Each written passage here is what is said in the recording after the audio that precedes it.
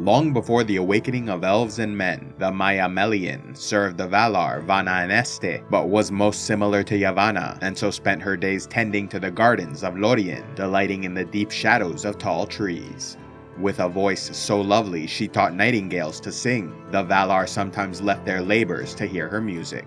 Considered to be one of the wisest of the Maiar, as well as the most beautiful and skilled in songs of enchantment, she left the paradise of Valinor and traveled to explore the great forests of Middle-earth, filling the silence with the voices of her birds. Around this same time, the elves awoke in the lands of Cuiviénen and came under threat from the Dark Lord Morgoth, so the Valar invited them to journey west to the safety of the Undying Lands. Those who agreed to make the journey, called Eldar, were divided into the Vanyar, following their leader Ingwe, the Noldor with Finwë, and the Teleri led by Elwë.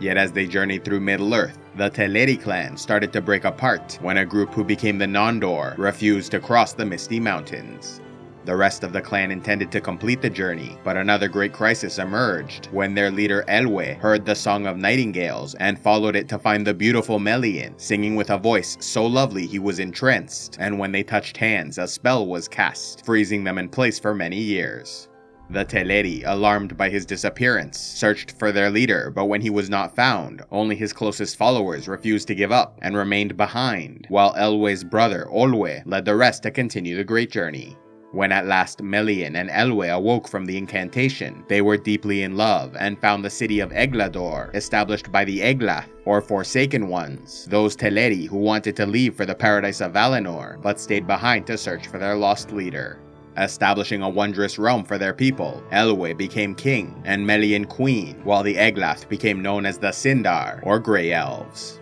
To ensure their safety, the queen used her powers to create the Girdle of Melian, an invisible fence that made them impossible to find. The kingdom of Doriath thrived as a rich and prosperous realm for many years, but that eventually came under threat from the Dark Lord Morgoth, and the war being waged upon him by the Noldor elves. Having left Valinor to establish kingdoms in Middle-earth, the Noldor known as Galadriel, granddaughter of Finwë, came to live in Doriath for a time, and befriended Melian, learning from her the secret of making lembas, or waybread, said to be more strengthening than any food of man. It was from Galadriel that Melian learned of why the Noldor left Valinor, yet she did not reveal the whole truth, and when the queen learned about the ill deeds committed by the sons of Feanor in their war to recover the Silmarils, she warned her husband about having dealings with them. When the king and queen of Doriath had a child, they named her Lúthien, and she grew to become the fairest maiden who ever lived, marrying the human Beren, who underwent a harrowing quest to recover a Silmaril jewel from Morgoth's crown in order to win her hand.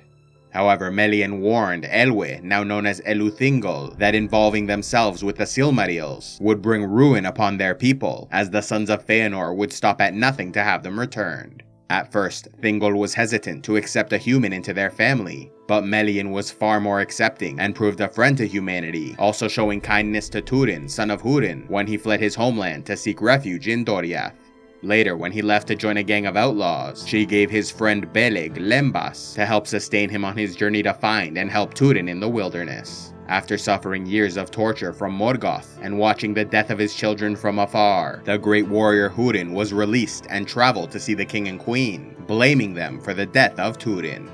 However, Melian saw the darkness corrupting his thoughts and used her powers to clear his mind. Although she loved her husband and time in Doriath, in the end it was just as Melian warned, with the stolen Silmaril bringing about their downfall. Hiring the dwarves of Nogrod to place the jewel within the precious necklace Nauglamir, the workers tried to keep it for themselves, resulting in the Battle of the Thousand Caves and death of the king. Heartbroken by the loss of her husband, Melian retreated from Doriath to visit her daughter Lúthien, warning her of the treacherous dwarves, before returning to Valinor with great sorrow to once again walk through the Gardens of Lorien. With Melian gone, her enchantment no longer protected Doriath, and while it thrived for a time under Lúthien's son Dior, it was eventually destroyed.